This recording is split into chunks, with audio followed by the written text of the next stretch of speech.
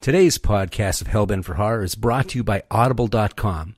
Get a free audiobook download and a 30-day free trial at audibletrial.com/Hellbent for Horror. Audible has over 180,000 titles to choose from for your iPhone, Android, Kindle, or MP3 player.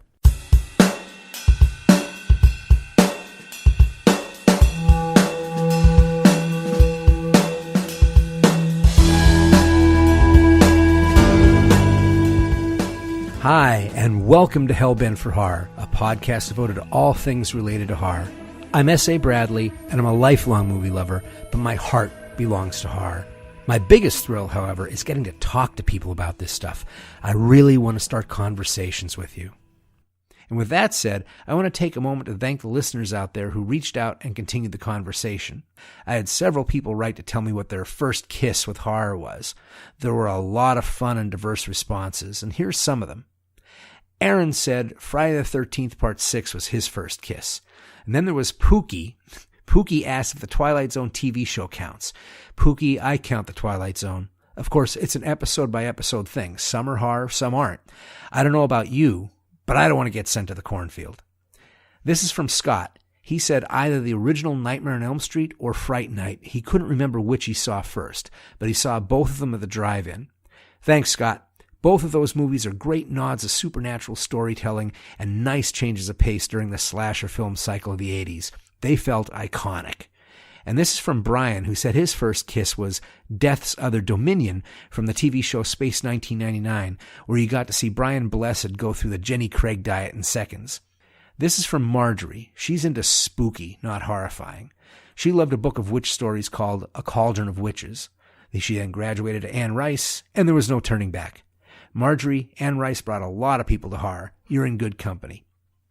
Paul said The Wolf Man, at 3 years old, peeking from behind the couch. Well, Larry Talbot lives on in us all, Paul. That makeup scared me a lot as a kid. This is from Frank, who said Famous Monsters of Filmland, issue number 54, Saucer Man cover. He pleaded with his mom to buy it for him from a Rexall drugstore in San Jose, California. Frank, I was only in on the tail end of Famous Monsters. But that magazine, and then Starlog, and then Fangoria fueled my horror bug when I couldn't see the movies. And then I got this from John. For him, it's a combination of things. He saw John Carpenter's The Thing way too young. He was probably 4. He also loved the Crestwood House monster books. John, that's great. Literature fits big into my formation as a horror kid. My first book was Alfred Hitchcock's Supernatural Tales of Terror and Suspense. I stole it out of my elementary school library. I love the varied responses from different generations and different mediums. Thanks. Now, the first kiss is a uniquely personal choice, and it's all about the individual fan. Today I want to talk about something more communal. I want to talk about something that is best experienced in a crowded movie theater. Every so often a movie strikes a nerve or taps into the mood of the audience at just the right time. And when this happens, the audience goes from just being spectators to being part of the experience, part of the magic. It's like the screen disappears. Everyone gets caught up in the energy. It can get loud and boisterous. It can be like a church revival. If you're in the audience when this happens, if you're there when a movie's legend is being born, it's a religious experience. It can be exhilarating. It can also be scary when the audience turns against the movie. You go into a room with a bunch of strangers. The lights go out. You're in the dark. And then the screen is filled with images. They're really still images that flicker past at 24 frames per second. You're put into a light, hypnotic state. The speakers pump out synchronized sound. All of this is to give you the illusion that there is life right in front of you. And you believe it because you want to. You have come back to the campfire for a story. Wanting to believe is powerful. And from the beginning, cinema has tapped into that. In 1895, the Lumiere brothers showed their film Arrival of a Train at La Cita Station. It's just a short piece of film showing a train coming into a train station. The audience thought there was an actual train coming at them, and some people ran out of the theater.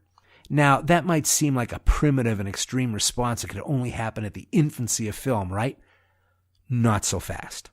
In 1955, the movie The Blackboard Jungle premiered. It was the first film to ever have a rock and roll soundtrack in it. The movie opens with Bill Haley and the Comets' Rock Around the Clock playing over the credits. There were riots in movie theaters across the country. Teenagers went crazy and danced in the aisles and tore the seats out of the floor. Teenage rebellion found an outlet, and a generation roared to life. In 1973, The Exorcist is released. Now, almost 100 years after the Lumiere brothers, people ran from the theater, or they fainted. Some claimed to have been possessed. It caused so much concern that The Exorcist was actually discussed in the Journal of Nervous and Mental Disease for its possible role in triggering mental illness. Church attendance skyrocketed. The country was suffering a nervous breakdown and found the perfect bad guy in the devil. Sometimes a movie is just unexpectedly hitting at the right time. It fills a void nobody even knew needed filling. Sometimes it tickles the anxieties that simmer just below the surface of everyday life. Sometimes a movie just captures the imagination of viewers so well it becomes part of the popular culture. Lightning in a bottle. I saw the original Rocky in the theater when it first came out, before the buzz started. People forget that it was a small, low-budget independent film. Yeah, I know Rocky isn't a horror movie, but trust me, we'll get there. I lived in Pennsylvania, north of Philadelphia, and Rocky played at the smallest theater in town, the Hirschker Theater. That night, it played to a packed house of blue-collar families, and we had no idea what was about to happen to us. So, a little bit of context about what it was like going to the movies in the 1970s. The 70s was a second golden age of Hollywood cinema with an amazing amount of great movies like The Godfather, both 1 and 2, The French Connection, Taxi Driver, The Exorcist, Bonnie and Clyde, MASH, the list goes on. However, it was also the age of the bummer ending for movies. Most of these classics were made by skilled artists who had the talent to make you empathize with an anti-hero. They could use a downbeat ending and make the movie stick with you and make a bigger point. Now, for every Godfather or Taxi Driver that was made, there were 20 crappy movies where less talented writers and directors would say, hey, moral ambiguity and downer endings are in. I can write one of those. No, they couldn't. It was really common to go to a movie in the 70s and towards the end of the movie, hear somebody in the audience yell, that better not be the end. And that would be the end. And the whole audience would groan and boo. They're pissed off about how much money they just spent. And now, we're watching Rocky. People forget that the fight doesn't happen until the last quarter of the film. Before that, we're treated the story of a down-and-out boxer who stays loyal to everyone, even when they disappoint him. Even when nobody believes he's got any worth. He still dreams. He still tries.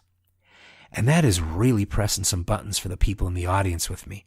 Even as a kid, I could feel the emotions building like a pressure cooker. There's hope, but also worry and a little dread. We're waiting for the other shoe to drop. This is the 70s, after all. People are nervous for Rocky. They are invested. They take it personally when Rocky points out to a promoter that his picture over the ring has the wrong boxer shorts, and the promoter says, it doesn't really matter, does it, kid? All of this sets up one of the purest, most amazing experiences I've ever had watching a film in my life. Now, the Rocky theme is music that's well known, but in the beginning of this fight, it's nowhere to be heard. The beginning of the fight is Rocky getting knocked around, and all we hear are the gloves, the crowd, and the announcers. And then Rocky knocks Apollo Creed down, and that bell starts to ring on the soundtrack, and the emotion that had built up in the theater, the tension, the cockeyed hope, explodes in the audience. The entire audience cheers as one big voice. Everyone is jumping out of their seats. It is pure pandemonium. Everyone is screaming at the screen. They're leaning forward. Everything. They're feeling every hit. They're shouting for Rocky to get back up. Everyone is cheering, clapping. It didn't even matter that Rocky loses. In fact, they'd be back tomorrow to watch Rocky lose again. I'd never seen grown men cry over a movie before. I watched grown men run down the street like kids after that film. They were so elated. I was introduced to a complex experience that day. I'd seen people laugh together at movies, but laughing, it's like a reflex. It happens like a sneeze. It's like an autonomic response. You're surprised, and then you laugh. But clapping and screaming at the end of a movie at the screen for 10 minutes, that's a conscious choice. People allowed themselves to be vulnerable. They let their defenses down to allow the story in, to let the magic charge them, to lift them up. Sounds like a spiritual experience, doesn't it? When that rare movie happens, the audience makes a contract with a filmmaker. I'll allow myself to be vulnerable. I'm going to trust you. And if my trust is rewarded, you'll be rewarded.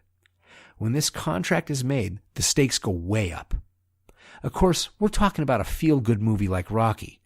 Now, we're going to talk about making that same contract for a horror movie, where, by the nature of horror movies, trust is a shaky proposition.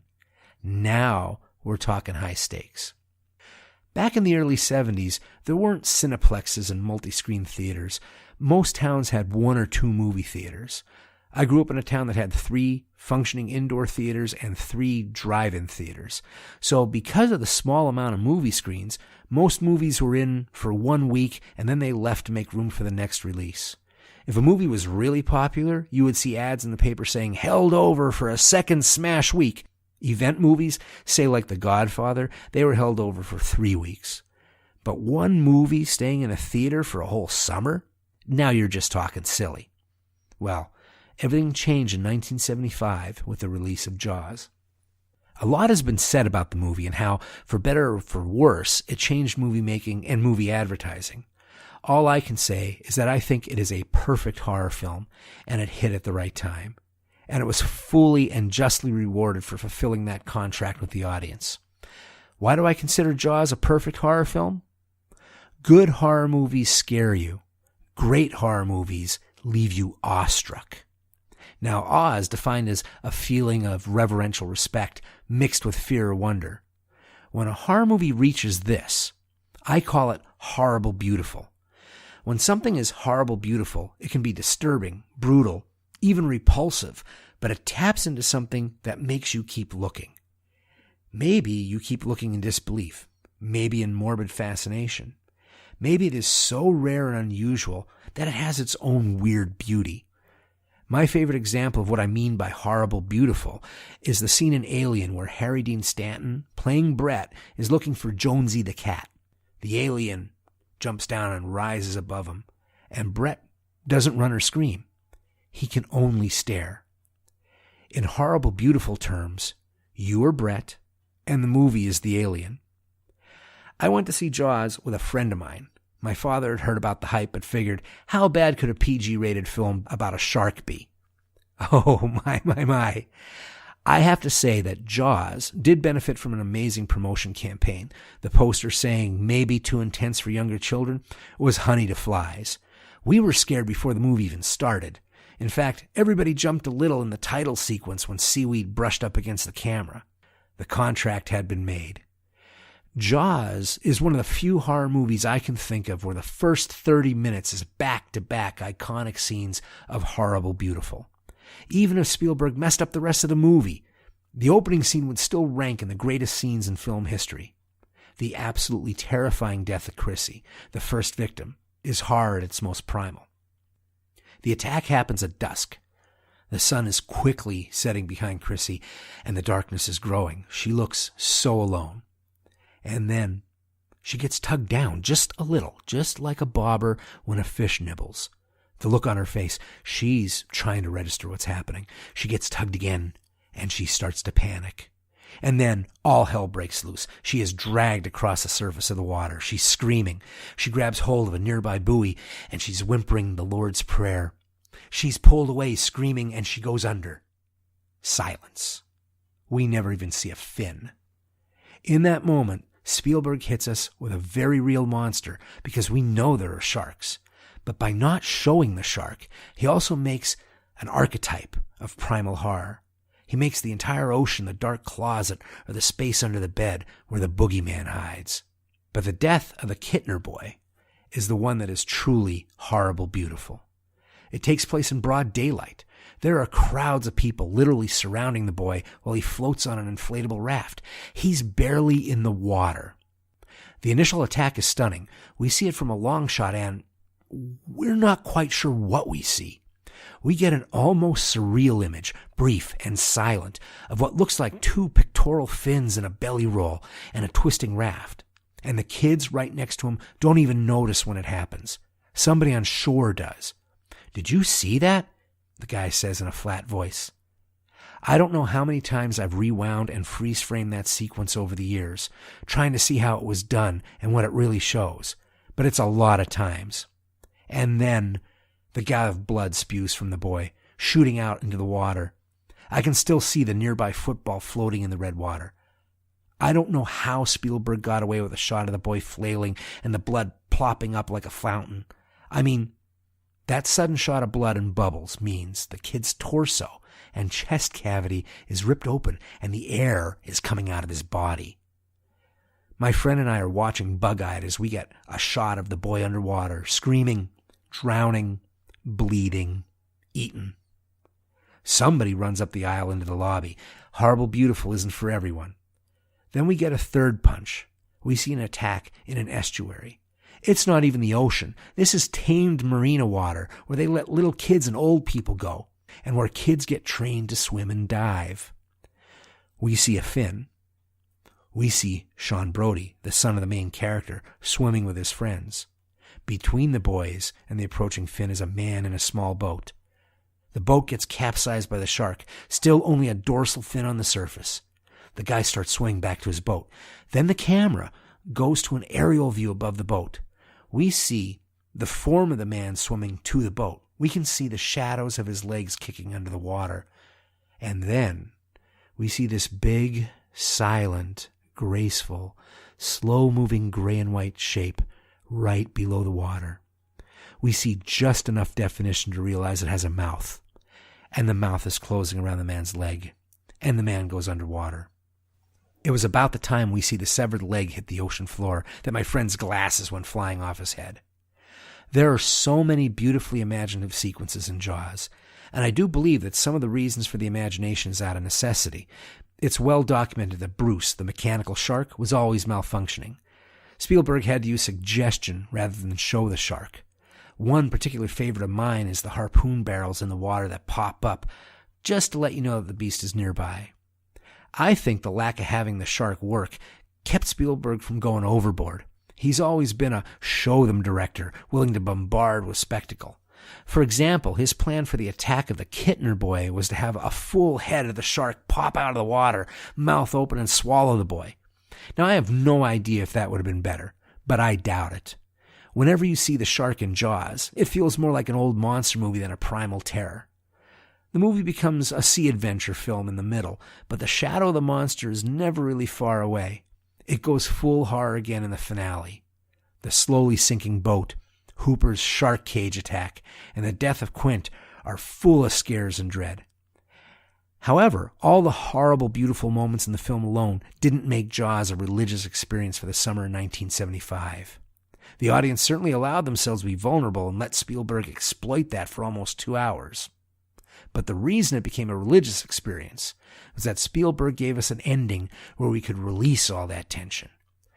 Now, the blowing up of the shark is logically ridiculous, but it's the perfect end for this film.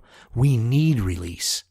And the end wouldn't work if you didn't get all the intensity and scares that the movie gives you up to that point. Just like Rocky would do the next year, Spielberg rung the bell. The contract was honored, and the reward was a summer of return visits to Jaws. And the sign it was a good, powerful sermon? Everybody went to the beach, but nobody went in the water. I sure didn't. Now, I don't think anyone went back to see Jaws for the ending. I think most of us went back to experience that feeling we got in the horrible, beautiful moments. But the ending allowed us to go see it again. It allowed non-horror fans to see it more than once. They knew there'd be a resolution, and the tension would stay in the theater seat. And that brings me to the flip side of this conversation. Let's call this my sacrilegious experience at the movies. Remember how I mentioned that if you're in a movie theater while a movie's legend is being born, it can be exhilarating? But if the audience turns on the film, it can be scary? That's exactly what I saw on June 25th, 1982, the opening day for the eagerly anticipated premiere of John Carpenter's The Thing. This is a movie that I consider to be a masterpiece. To me, it is horrible beautiful. I put it on the same level as Jaws. And I'm not alone.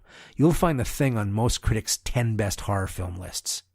At least, it's on those lists now. Not in 1982.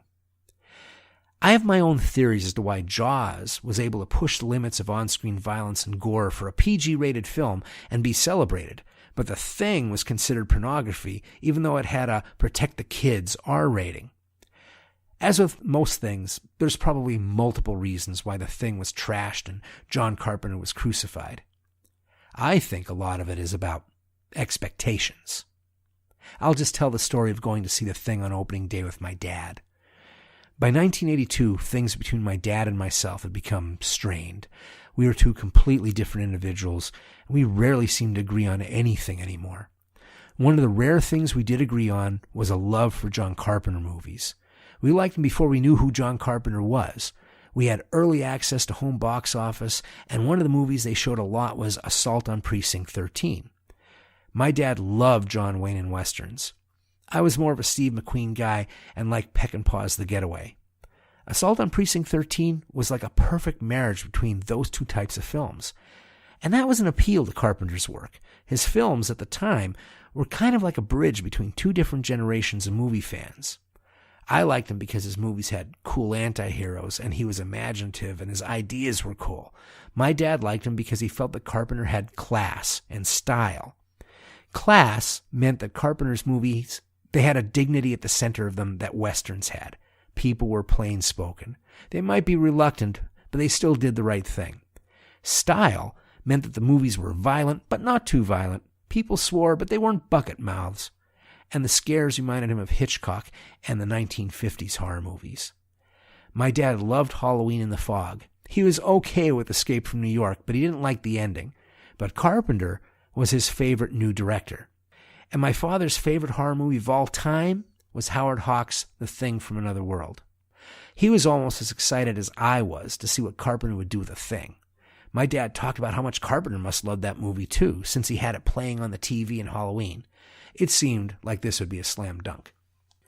Now, my father wasn't the only one in the theater that day whose favorite film must have been the 1951 version of The Thing. There were fathers and sons aplenty in the audience. The place was buzzing before the lights went down. My dad and a whole bunch of fathers had signed the contract before they even got to the parking lot. The lights go down, and the movie couldn't start off any better. We see an alien spacecraft hurtling towards planet Earth, and the iconic burning title from the original film is recreated. I can sense the energy in the room. My dad seems 10 feet tall. I'm getting chills. It is very short-lived. The uneasiness starts small, but you can feel it. This movie takes place in a military outpost, but a bunch of the guys are unshaven and long-haired. Dr. Copper, played by Richard Dysart, has a nose ring. On a big movie screen, it's the size of a bowling ball, and I hear my dad sigh. Earrings and nose rings mean something else to my dad's generation. And then comes the first death. A crazed Norwegian soldier is shot dead by the commanding officer. The death is clean and fast. Then there's a cut to the dead body on a slab. There's a lingering shot on the man with his eye shot out. The audience goes, "Ew!" together. Then there's a loving close-up of a leg wound getting sewed up. People are grumbling. They're stirring in the seats. Now, before I go on, I want to say that by the time I saw The Thing, I was a horror junkie. I had seen the alien chest burster. I saw John Cassavetes explode in The Fury. I saw transformations in The Howling. I saw a nose cut off a guy in The Sentinel. I saw Suspiria. I was no cream puff. I still feel that the impact of the first time I saw the combination of Rob Bottin's makeup effects and Dean Cundy's lighting still hasn't been surpassed in film. It's not gore. It transcended gore. This slithered up to Hieronymus Bosch. This was horrible beautiful. And it took balls, because it was an evolutionary jump in horror. However, on June 25th, 1982, the audience was not even remotely ready for it. In all honesty, neither was I. The grisly discoveries of slashed throats and burned, deformed bodies at the Norwegian camp are met with gasps, grunts of disapproval, and silence in between. When the first big effect sequence in the dog kennel starts, a dog's head splits like a blooming flower. There are loud shouts of revulsion. Did you ever start to feel uncomfortable because you're watching something next to your dad and he doesn't approve? It was starting to get uncomfortably hot in the theater. As the movie went on, the protests got louder and the mood darkened. The energy in the room was hostile. It was amazing and scary. And then it all ended at the transformation of Norris, played by Charles Halloran. This sequence is pure nightmare, pure madness, pure masterpiece. If you haven't seen it, I won't spoil it here. If you have seen it, you know what I'm talking about. I remember thinking, I might be going into shock. I was in awe. And that scene broke the back of the audience. After that, they were quiet, really quiet, defeated. After the movie, the audience shambled out in stunned silence. My dad didn't say anything. Like most of the audience, he was repulsed and erased the experience from his mind. We never talked about it. A few of us in that audience, though, could not erase it. I'm sure most of us were the sons, because seeing The Thing in 1982 was like seeing a perversely graphic accident close up. Like Jaws, I can't tell you how many times I've rewound and paused a half dozen sequences in The Thing to actually look at its grotesque beauty. That awe turned to fascination and a return to the scene of the crime. I've owned The Thing in every format it's ever been released on. Why? Once I got over the shock of the effects, the paranoia of the film spoke to how I felt at the time. I was out of place with my father. I was out of step with the Reagan years. The ending haunted me. Would we end civilization because we couldn't trust each other anymore? Now, Carpenter likes to blame the failure of the film on the success of E.T. and the culture at the time, but I think that's a small piece, or an oversimplification. I think he exceeded expectations. I think my father and the studio executives at Universal expected more of the same from Carpenter. They forgot that John Carpenter was a filmmaker who changed the course of horror once before with Halloween, and then didn't rest on his laurels making Halloween sequels. I think that Universal execs thought of Carpenter's early films like Major League Baseball owners think of farm teams. They thought that he'd play ball their way, just like all the other guys that came before him. I'll bet they thought about that scene in Halloween where the Thing played on the TV, and that they'd get a faithful update with just a little edginess. Instead, like an arrogant artist, he threw at their heads. He tried to do what he got praised for just a few years earlier, take horror movies to the next level by freeing us from the rubber-suited monster. To my father, though, what Carpenter did was squander the goodwill that he had built with all his previous films. He had trashed a sacred film of his childhood, Sacrilege. Whether it was fair or not, people like my father felt that trust was broken because they were made vulnerable.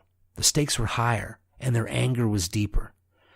Carpenter's version of The Thing was dangerous because it was so revolutionary, so transgressive, and so surreal for the mainstream at the time. What results from all of this? A masterpiece, an archetype. It would open the door for the imaginations of filmmakers to come and be lauded as a classic. Later. Unfortunately, a lot of prophets get crucified for heresy. And now I want to hear from you. Let me know what your religious or sacrilegious experiences have been, or give me your opinion on what I discussed. Thanks for listening, folks. Hellbent for Horror was written and broadcast by me, S.A. Bradley, and produced by me and Lisa Gorski. You can subscribe to Hellbent for Horror on iTunes and Stitcher, and if you like the show, please consider writing a review on iTunes. It really helps. You can find more on our Facebook page at facebook.com/hellbentforhorror, and I'm on Twitter at hellbenthorror. You can also find more info on my website, hellbentforhorror.com. Till next time, stay hellbent.